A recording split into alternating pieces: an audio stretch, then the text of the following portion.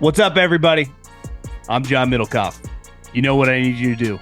Subscribe to our YouTube channel. We got content for days reacting to every NFL game all the time, every single day. Subscribe, like the videos. Let's go. It feels like no one's talking about Georgia. Like, this team won the SEC last year. They lost not the first round, but the second round of the college football playoff. Do you think there's a kind of sneaky pressure on them just to kind of be relevant again in the sport where there's a lot moving on with NIL and teams are moving up and down and you have all these kind of expectations and you were kind of soft last year? And I'm a Notre Dame fan. We talked about Notre Dame, Georgia, and I was on Notre Dame's side. Obviously, it just felt like that Notre Dame game was the first time you saw Georgia just get worked. Yeah, I mean, I think most people are not Saban, where it's just like every other year you're going to win a natty and you're just going to bang out natties. Like, I just think Georgia and Kirby is a really, really good coach. His team's going to be in the mix a lot, but it's like transfer portal, there's a little element of luck. Gunnar Stockton seems sexy, but it's like, is he going to be your full-time quarterback all season long? Like, Kirby almost feels like he talks about him like he did Stetson Bennett, and that's how I think he views it, kind of like the old school Nick Saban way of like, yeah, we just do whatever. We'll build it around him.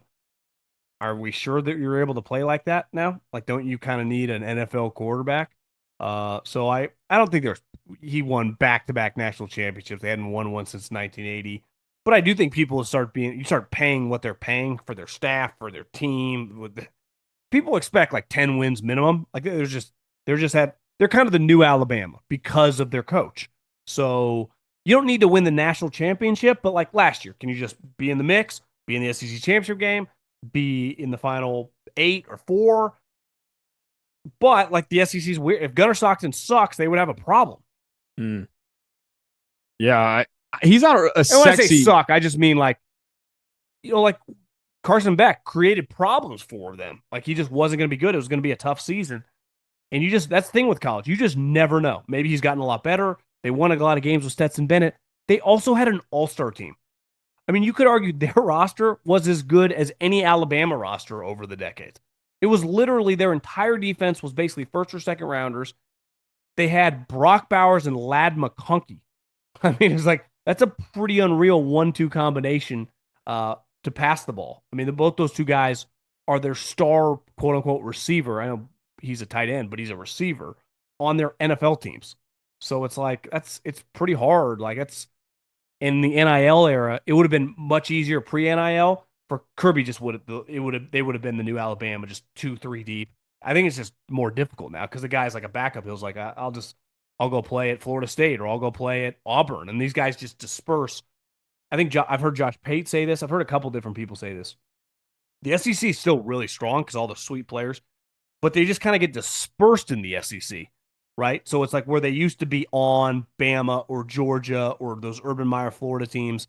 Now the backup, like, I'm not waiting till my sophomore year. Now maybe I'll have to go to Vanderbilt or Auburn or Texas A&M, but I disperse within the South, And that's a huge advantage forever for Saban and then to Kirby. Like, I mean, part of that Georgia dominant team are all those guys sitting around. I mean, hell, remember Jeremiah, like when the first people started transferring, like Jeremiah Johnson, who went to Florida State and was drafted. Oh yeah, Jermaine Johnson years ago because he was like a third stringer, but like pre-NIL, he just would have had to stick it out and maybe would have had a sweet year, but he would have had to wait his time. Like people don't wait anymore. Yeah, I agree 100%. I think one thing with them this year will be interesting is most of those losses they had last year are home games. Mike Bobo's back. They're going to probably run the ball more. Nate Frazier, the running back's really good. They went out and got some receivers. Like the amount of drops they had last year at Georgia, like those receivers last year were horrible. But another team that, but I will say this on Georgia, they throttled. I mean, that first game when they played Texas, it felt like a different. Like I mean, they were just destroying them up front. Obviously, they lose. I mean, Walker gets drafted in the first round to Alabama, and Michael Williams gets drafted in the first round to the 49ers. Like, those are two guys that historically I'd be like, well, they just got the next crew, and they will have excellent defensive players. It is just more difficult because sometimes that next excellent player comes from like a group of 4 or 5 guys. They battle it out, and then the cream rises. Well, it's like 3 or 4 of those guys might leave now, and you're really dependent on those 2 guys to be those that fill in, and maybe they have transferred around. So It's just harder to replace your no doubt about it number one overall draft pick, even at the sweetest school. You might get it right, but you don't have like five guys to pick from. You're picking from like two or three, and they just better work out. The rivalries, the marching bands, the upsets, Saturdays just got way more fun. College football is back, baby. Think you know the game? Put your college football knowledge to the test with DraftKings Sportsbook and turn your picks into big payouts. Live betting during the game, rivalry week odds boosts, and so much more. DraftKings Sportsbook has you covered. Here's the thing. There is no bigger game than Saturday morning. Texas, Ohio State. I understand Arch has never started a big game. Played a couple last year, but never anything like this. Ohio State lost a ton of guys to the draft. I think this Texas team, if Arch lives up to the hype, poised to win an Natty, I'm taking Texas. I know it's at the shoe. I know it's a tough environment. I just think, as Earl Woods used to tell Tiger Woods, let the legend grow. That's what I would tell Arch Manning. Go win this game, cover that spread, money line, let the legend grow. And here's something special for first-timers, new customers. Bet just $5 and get 300 in bonus bets instantly. Download the DraftKings Sportsbook app. Use the code John. That's code John for new customers to get 300 in bonus bets instantly when you bet just $5. In partnership with DraftKings Sportsbook, the crown is yours. Is this Penn State's year to win it? Man, James Franklin, his record is horrible, but it's like one of those things. Does he just kind of sit back? And they've got Andy Kolenecki, one of the best offensive coordinators in college football. You wonder in year two with him, like, could they implement Allen and Singleton more, and what will the offense look like without Warren? And they went in and got three portal guys. Jabbar Pena was a guy to me that was like the icing on the cake. He was like the number one wide receiver at Syracuse. And then you get Jim Knowles defensively. And what he did with Ohio State, like the fact that they have such a big advantage getting him, they just won the Natty last year. And then you look at this defense and what he was able to do with, the pass rushers that they had at Ohio State and the DBs that they had at Ohio State too. You go over to Penn State, they've got, I mean, not only lost Abdul Carter, but you mentioned LeVar Arrington's son is on the team. Sutton's really good. They got another defensive lineman. So it's like, to me, it's hard for me not to, but we've seen this dance every year with Penn State, and they can't win the big one. I don't really know.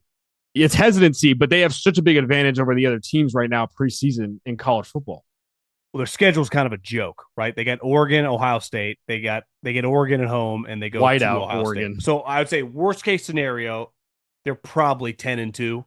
If they win one of those games, there's a chance they're undefeated. Like their schedule, so like relative to some of the SEC schools, their road, it's got a little Clemson vibe to it, where it's actually an easier road at the end. You're not as beat up.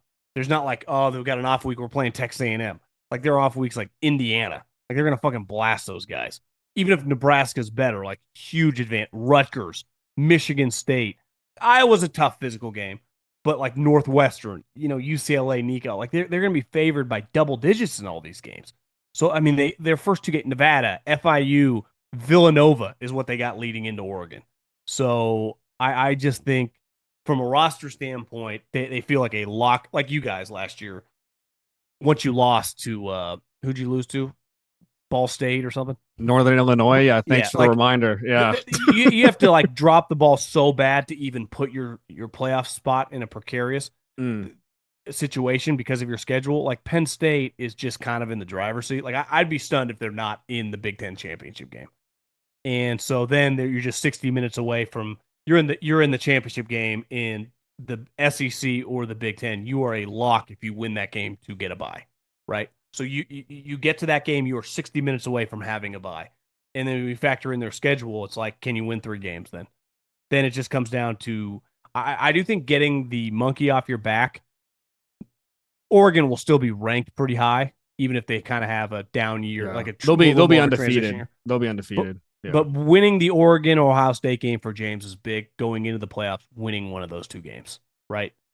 Because if they don't and they lose the Big Ten championship game, they're like a wild card team. It's like, I don't know, he beat SMU and Boise last year. But like if somehow he's undefeated and won both those games, I think not that the pressure would be, you could argue the pressure would even be amplified, but at least we'd have seen him win some big games. Winning at Ohio State would be really big for the way we talked about them going into because their quarterback now has a ton of experience, right? He played a lot better with his new OC last year, but the game he had against USC, obviously, playing Oregon in the championship game, playing that Ohio State game, which they probably should have won if they don't screw up at the goal line. But like he comes in this year, we feel good about the quarterback. Like you said, they add some wide receiver. Their running backs are both back. Defensively, they're gonna be sweet. They're gonna be super well coached. So it's like people get hard on James. James, like, because of the budget they have, hire two elite coordinators. Like these guys are two of the better coordinators in the league. And he's really good at the rah-rah coordinate. Like he's really good at his gig. For whatever reason, do they get a little tight? Do something happen in those big moments? Are they not quite as buttoned up? But he's pretty freaking good, Like he's kind of not done this from scratch, but you could argue, and I'm gonna be like, you just hate Ryan Day. Ryan Day did take over a program that was handed to him from Urban Meyer that is also historically one of the best programs in the history of college sports, right? Any sport. Like you win at Ohio State. So Penn State could be just a little up. They had Joe forever, but it's like he took over after Bill O'Brien, some weird situations. Like he's done a really, really good job. And they're not like just rattling off national championships either. Like this isn't Alabama. This isn't Notre Dame. It's a really good program. I'm high on him. I think they can. He's almost like, is it safe betting on them before they do it? Just let them do it first. Like, is Tommy Fleetwood ever going to win a golf tournament? Well, he probably will one of these days, but I'm just done betting on it. I do think Penn State, like this team, especially when you factor in the schedule, there's an element of randomness a little bit. Do you agree? Like with the way the playoffs are now with attrition and guys getting injured, so you never know. But they're as set up as anybody this year. Yeah, I'd agree. I think we kind of overthink sometimes too. I think Ohio State, even last year, the cloud over Ryan Day, can he win the big one too, was on him. And even Jim Harbaugh before he could even beat Ohio State. Like that same narrative kind of passed through to James Franklin. And I think people hate on James Franklin too, because he likes to talk.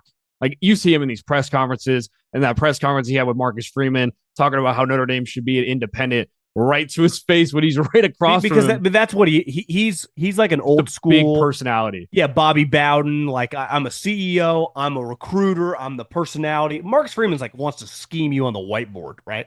Saban was kind of the best of both worlds, but James Franklin is like in the 90s. I'll be the best recruiter in the country. Little what Eddie O was for a brief moment for LSU. I do think I'll give you, if you had to bet your month's salary on neutral site Clemson versus Penn State, as we sit here right now, who are you taking?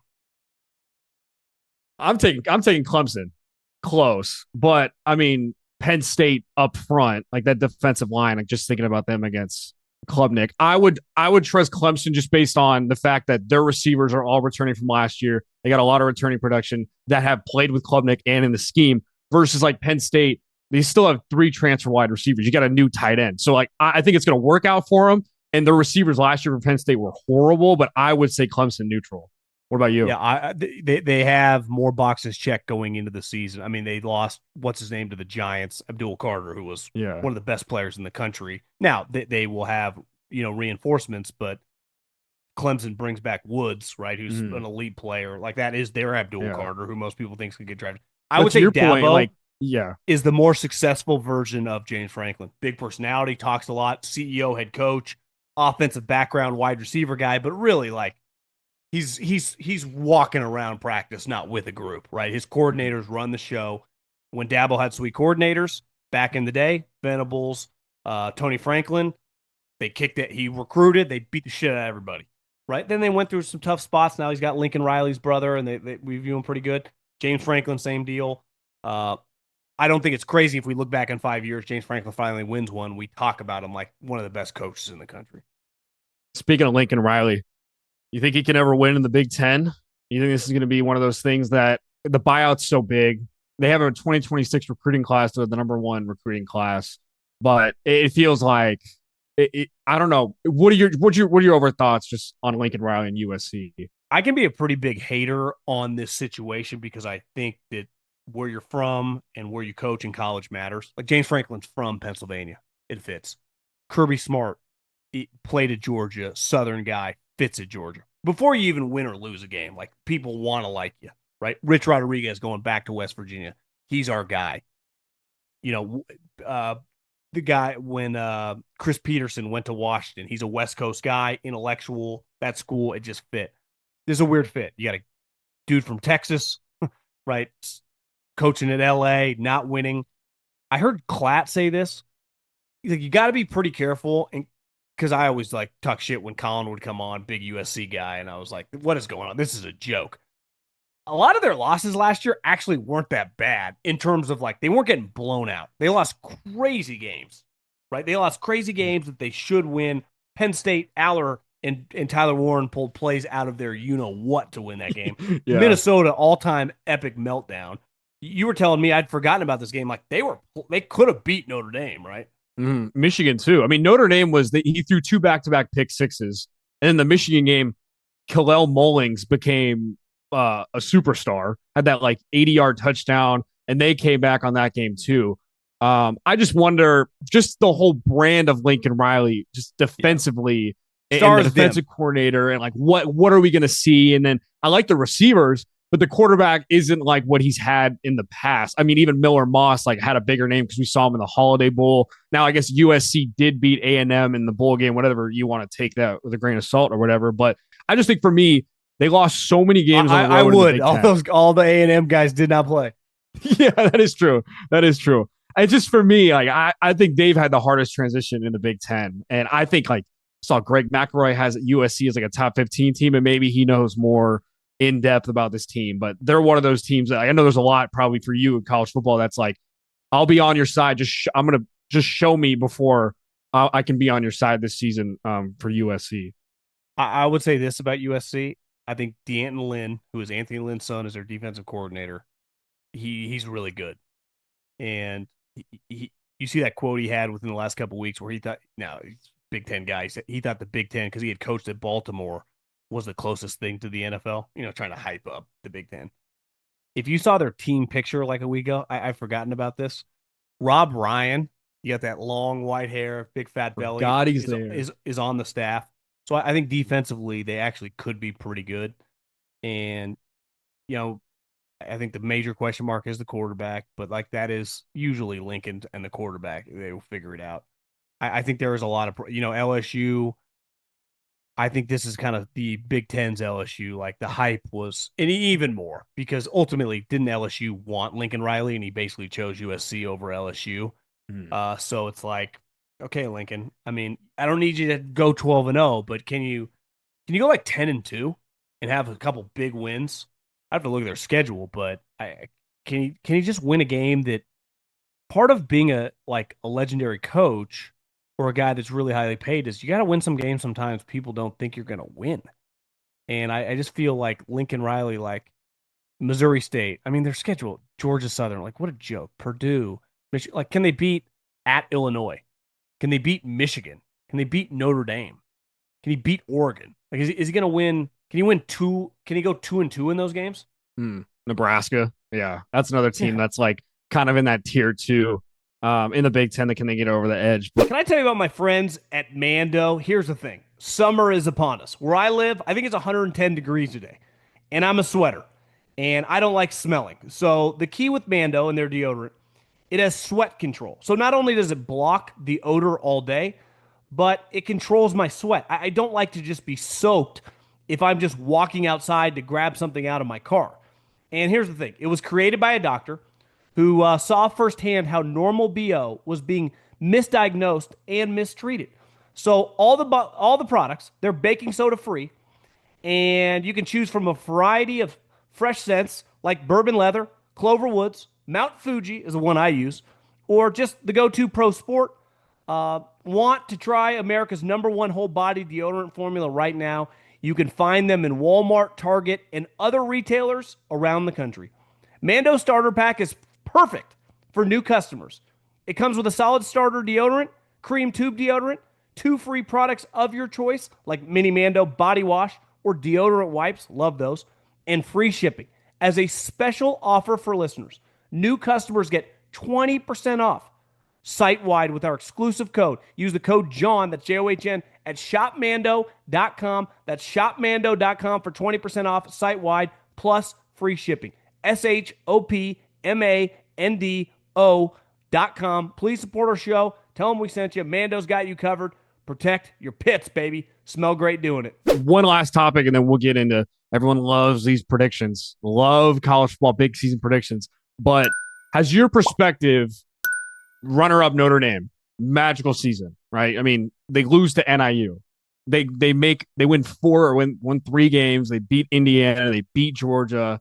And they beat Penn State. Has your perspective on them changed in the fact where it's always been this notion of Notre Dame can't win the big one? Like Notre Dame can't win the big one. They're independent now. I heard you and Coward talking about this maybe a couple months ago, but it almost feels like Notre Dame set up in this new era of college football that they have the biggest advantage. Marcus Freeman's a young coach. Obviously, the academics are great there. They recruit well. You can set your schedule. All the CFP money that they get throughout the entire playoff goes to them. Like, it just feels like for Notre Dame, CJ Carr, quarterback's going to be a big question mark. But this whole notion, like, could Notre Dame be, I mean, I don't know your perspective. You're a Cali guy. Maybe you hated Notre Dame growing up. But it feels like Notre Dame's kind of being more likable. And they're every year top 5 team, national champion team. Like, I think they're kind of another team to me that their schedule is harder this year. I mean, they got Miami, A&M, at Arkansas, Boise State. So I just think for me, like, I think they have the biggest advantage in college football where they're set. And now you see the SEC is going to schedule a one quality game a year. So they don't have to move. They don't have to move. And then there's no pressure for them to move. It just feels like this next 5-year window, maybe 10-year window, is like that next team that could win it. Yeah, I think clearly he's an excellent coach / recruiter. He's like kind of what you want in the guy running your operation. You know, I think Pete Carroll, Nick Saban, Kirby, they are the best of both worlds. They can relate with the young guy so they can be an elite recruiter, but you can get them on a whiteboard and they can dominate. And that's what I would say Marcus Freeman.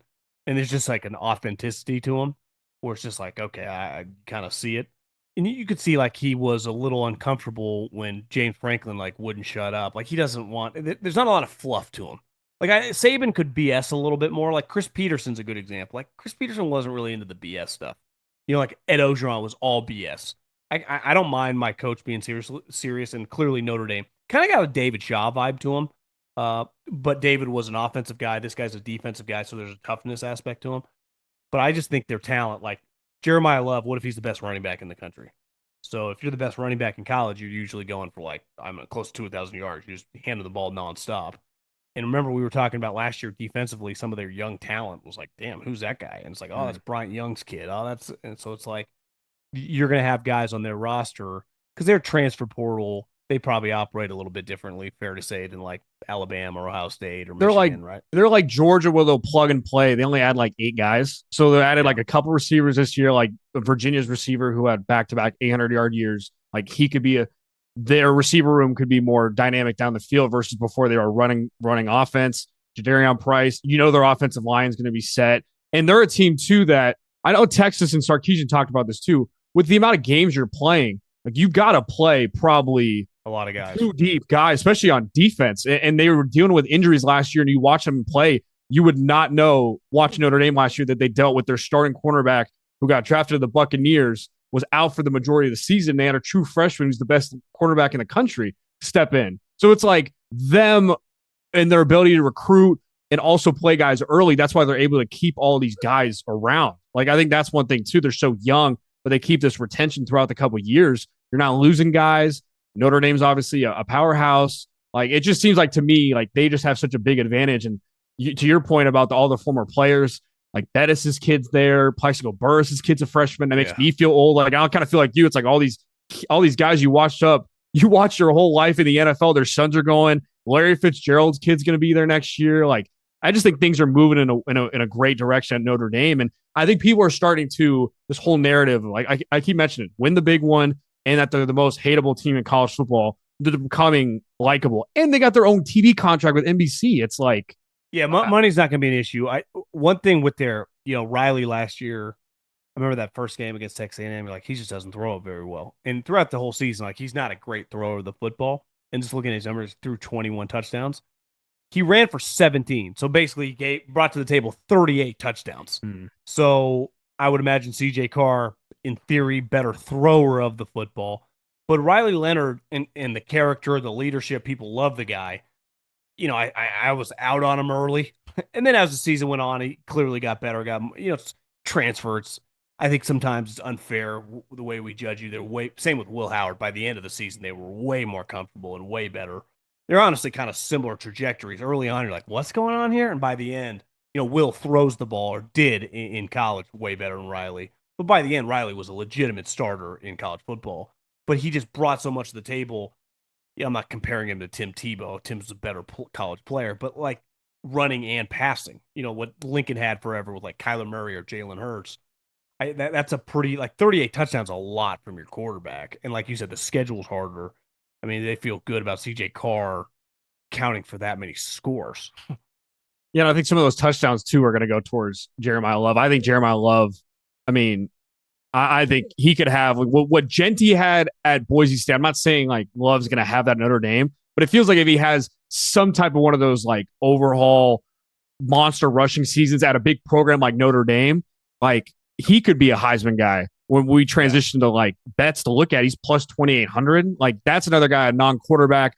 Notre Dame is going to play a lot of big games. They're obviously going to hand him the ball off, and they have a second running back, so maybe that might hurt his carries and his stats compared to like some other running backs. But he's another guy to me that I think he's just going to have a breakout season. Like that dude's just phenomenal to watch.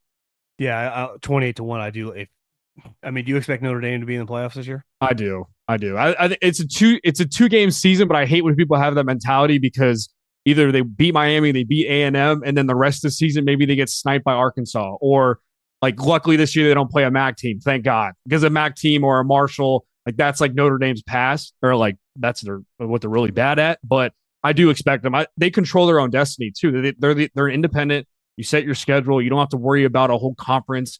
Like Oklahoma this year, like they have a really hard schedule. If they lose 3 games, how are they not in the playoff? You know what I mean? That's like they got dealt a bad hand, them in Florida, versus like Missouri this year. Missouri has a really easy schedule again, but their team's just horrible. So, to me, if Notre Dame's going to be good, which I think they're going to be, he's got to be an auto lock. Your best offensive player, he's going to put up huge numbers. Doesn't mean he's going to win the Heisman, no, but like going in, the quarterbacks around the country are kind of like a coin flip, right? You just don't know what you're going to get, or the team's going to be, LSU, Nussmeier, you could tell me he wins the Heisman. You could also tell me they win 8 games, so it's like. I was going to say, like, don't you feel like, too, with the quarterback Heisman race, it's you don't really know until you say, like, the games they remember are played in November. Like, you kind of have to base it on, like, what the team is going to be in November. Like, that seems like the majority of the voting is versus, like, if Klubnik goes crazy week 1, or even, like, Cam Ward went off against Florida and people had him as the Heisman, he's going to win the Heisman, blah, blah, blah. And then as the season kind of progresses on, Miami starts to lose, Hunter starts to go up. Like, if you're a better on quarterbacks, like, I don't really know what you kind of look at totally. The beginning of the season. I don't feel good. To me, Travis Hunter is a good example. Who is Travis Hunter that, beside Jeremiah Love, which I think he would fall into that category? A guy last year, skill position, who's going to put up big numbers, that has momentum coming into the season. Mm-hmm. Travis had the dual position thing, but like you would say Ryan Williams, you would say Jeremiah Smith, a guy like that. We're already talking about momentum coming into the season. If they have one of those 2 wide receivers, their team's sweet, they score 20 touchdowns and have 1,800 yards, they're at minimum at New York, right? They're there. So it's like, I would say those 2, Jeremiah Love, again, you don't quite know. Jeremiah Love to me is more of a sure thing than those 2 wide receivers, because new quarterbacks, who knows? It just could get weird. Jeremiah Smith too. I think he's like plus 1,100, 11-1. Is Arch Manning and Heisman betting kind of like Scotty Scheffler, where it's like you kind of got to go now because his odds are going to continue to go lower. Like if they beat Ohio State, the sports books are going to have them at plus 250, and they I was thinking go the other way. What if they lost like 20-10 and he doesn't look that good and people get out? He feels a little like the Cowboys or the Lakers or something preseason, where they're just such a sexy team. People bet them. Even it's not even based on like, you don't need Kobe and Shaq to get Laker bets, right? Yeah. People are going to bet the Lakers. The Raiders were like this for a while, fan base. So it's just, to me, he's just the great unknown. I wouldn't bet Arch Manning, having never watched him play, really. Delete Me makes it easy, quick, and safe to remove your personal data online at a time when surveillance and data breaches are common enough to make everyone vulnerable. Data brokers make profit off all of our data. Why? Because it's a commodity. Anyone on the web can buy our private details, from identity theft to phishing details. The data brokers sell our name, our contact information, social security, home address, and information about our family members. I'm tired of it. I don't want to get text messages. I don't want to get any more phone calls. And as someone who has an active online presence, as I'm sure a lot of people do, we are very, very vulnerable. So take control of your own data and keep your private life by signing up for Delete Me. Now, at a special discount for our listeners. Today, get 20% off your Delete Me plan by texting JOHN to 64000.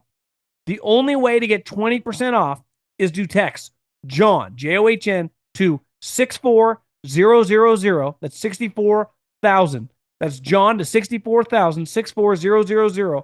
Message and data rates apply. You got any big season college football predictions, bets that you like? I know you do this for the NFL a lot too, but college football, obviously, I think there's some nuggets, but I'm curious to hear, your thoughts before the season. Yeah, I think the best value for national championship are just going to be Penn State and Clemson, given their route. I think it's a lot harder. I know Josh Pate likes Alabama, but their route is just a lot harder. And I'm a Kalen DeBoer guy. I think clearly he gets Ryan Grubb back. They could be good. That conference is really, really hard. I'd say the same thing for Texas, who seems like a no doubt about it elite team. It's just that conference is really, really difficult. And you look at Penn State, you look at Clemson. It's like specifically Penn State. I mean, look at that. I mean, LSU week 1. I mean, who knows? Maybe you get a couple guys injured against them, right? I mean, you look at Penn State, it's like they're just going to kind of cruise. So to me, that's much easier to be like peaking at the end of the season, right? And being healthier. I would say my biggest prediction in college football is that John Gruden will be coaching in 2026 in college. And I would be stunned if it's not the SEC. And I think the two sexy teams would be Hugh Freeze getting fired. Auburn would be interested. Arkansas, which has huge money, would definitely be interested. But to me, like LSU and Florida, like John Gruden's no dummy. Like if you had the opportunity to pick of all the teams that would be open, you'd rather go to LSU or Florida than Arkansas or Auburn. It just gets to you. There is a path for Florida to be good, right? Because of the quarterback.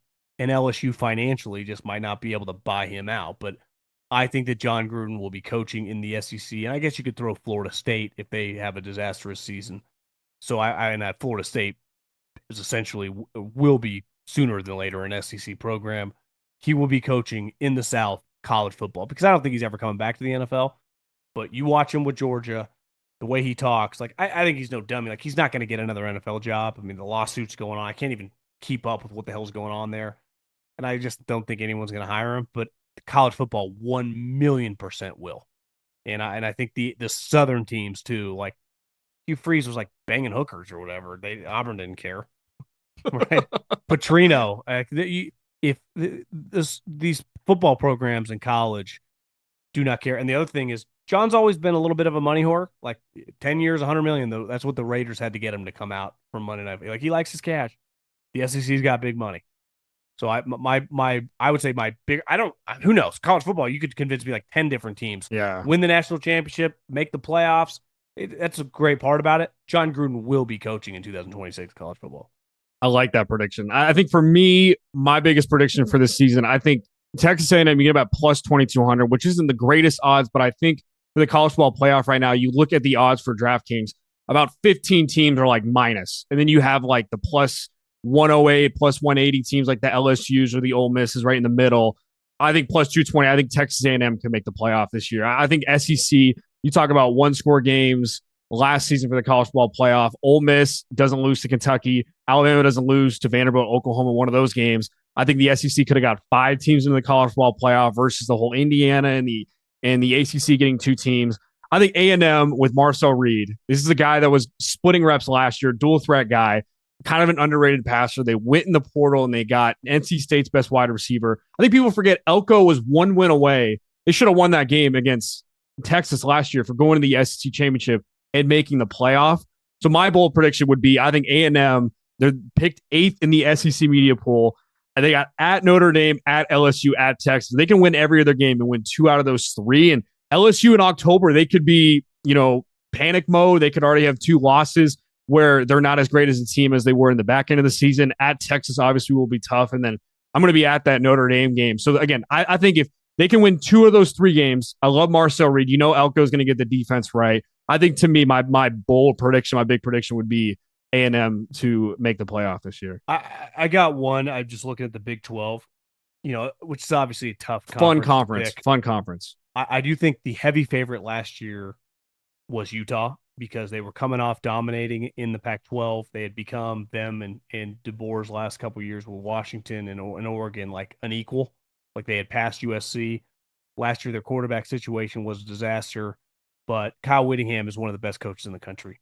And I just think that I'm looking at their schedule right now. You can get them 6-1 to win the conference. And unlike, the SEC and the Big Ten, even the ACC, like Clemson's probably going to, at most, one ACC loss, potentially undefeated. Like you might be able to get into the conference championship game with 2 losses in conference. I just think Utah at 6-1, which is worse odds than Arizona State. There is not a soul in the country that knows anything about college football that would have told you 2 years ago that Arizona State would not only be a better program, but a year later they would be favored, have better odds to win the conference. And I think at the end of the day, if Utah and Arizona State play like 10 times, like I like Kenny Dillingham and everything Arizona State's got going, but Scatterbo was a generational player for the program. Like, I'm just betting on Utah. I've seen him do it year in, year out with different players, random quarterbacks, and just big-time dudes on defense. Like, I could see Utah, all of a sudden we look up, they're 10-2, and they're in the Big 12 championship game. Utah's fun because they're another team like Mateer when Arbuckle, them leaving Washington State and going to Oklahoma. Utah did the same exact thing and got Devin Dampier, and his OC from New Mexico. And Dampier is kind of that smaller 5'9", dual threat guy with a big arm. And they have a really good offensive line. Like Spencer Fano, offensive tackle, who'd be the first offensive tackle probably taken in this next upcoming class. Like, I think Utah will probably revert back after them having 8-9 years with Cam Rising, back to when they had Tyler Huntley, that dual threat quarterback who's got a big arm. Like, I agree with you. And they're going to have a tough defense because they have Kyle Whittingham. He's more of a defensive minded guy. I agree. I think Utah, Texas Tech's weird because there's so many transfers. And we saw this with Colorado. I think Arizona State's going to win personally. They're like one of 5 teams that are favored in all their 11 games this season. The Big 12 will be interesting, but I like your call there. In terms of value, Utah feels slept on for this season.